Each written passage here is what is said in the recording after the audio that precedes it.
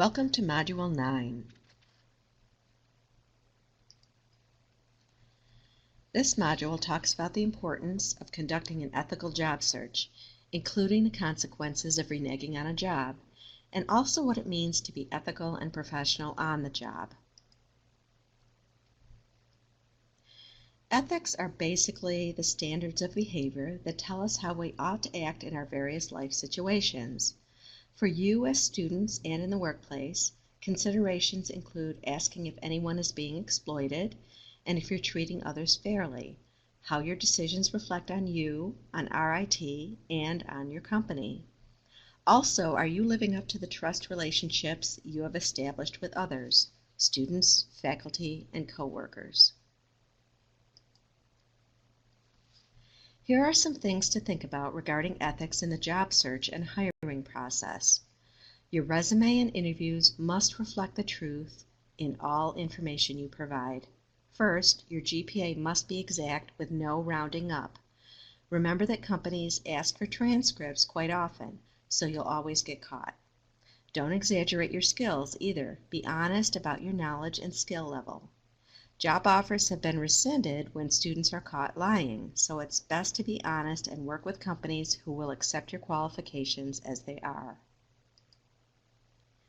Employers often check the following before offering positions: your credentials, including your GPA, any certifications you have listed. They usually reach out to your references to check your academic ability or work record. Most employers do drug testing, and they make this a condition of employment. And some also do background checks. Again, be entirely truthful on all job applications and other employment paperwork. Any records such as credit history, driving violations, employment history, and any RIT information can be checked and may determine your employability. Once you accept a co-op or internship offer, do not renege or back out to take another position. Companies look at this as a contract, and you don't want to violate this commitment. When rejecting an offer, respond quickly so the employer can move on to their next candidate.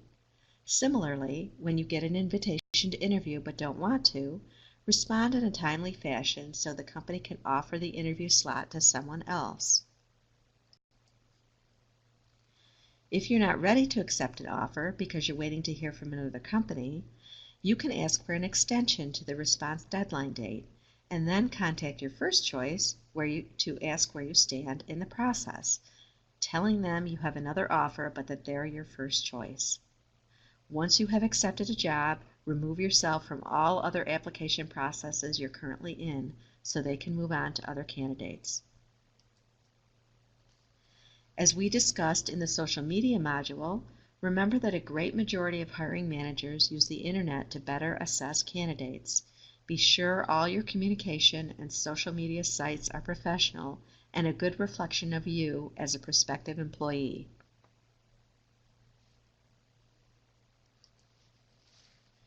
Ethics are important in any job search, but especially in the federal job search process.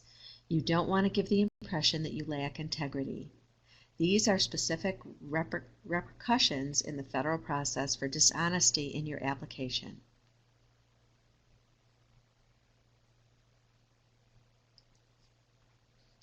For interviews, don't no-show. If you have an interview on campus, call our office or the employer if you can't make the interview at the last minute, and be sure to talk to a person. Don't leave a message as they may not get it in time. If you have an on-site interview, be sure to reach a person as well.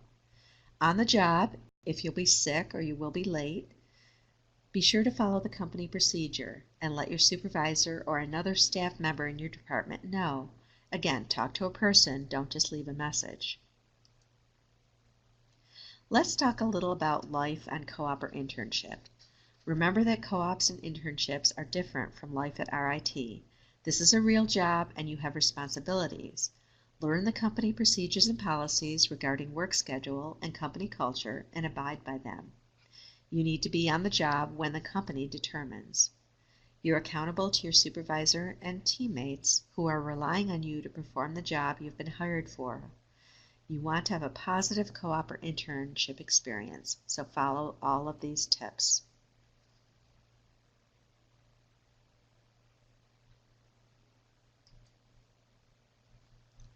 Here are some additional tips for being a good employee. Remember, you're representing not only yourself, but RIT as well. We're here to help with any problems or concerns that you have while on co-op or internship, so don't hesitate to contact me at any time. Here are some specific ethical responsibilities while on the job. Always trust your gut and ask yourself these questions if you're not sure if something is ethical.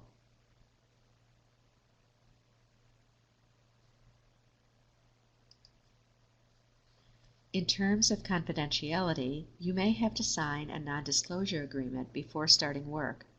Most companies have intellectual property that they want to keep confidential. Here's how to recognize confidential material. And again, if you're in doubt, just don't share any company information with anyone outside the company.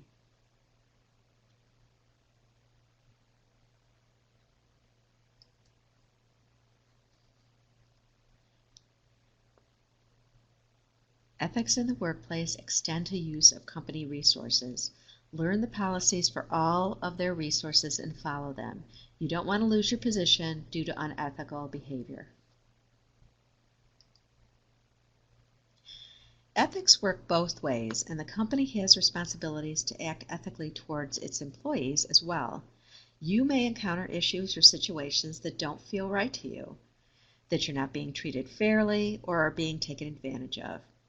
Here are some potential issues, including harassment, whether sexual or other, problems with a supervisor or coworker, or problems with your assigned work itself, especially on a co-op or internship.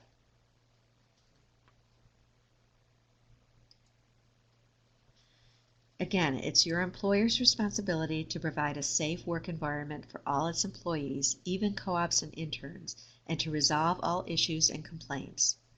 As part of your initial orientation, you should receive information on how to report work issues. Typically, you would report problems to your direct supervisor and/or human resources if it's serious or if your supervisor can't resolve the problem. You may also be able to seek advice from coworkers. Some companies may also have an ombudsperson, an impartial person who can help both sides resolve an issue. When on co-op or internship, remember that we are always available to help should an issue arise that you feel unable to handle on your own. Don't hesitate to contact us if you need to. And that concludes this module.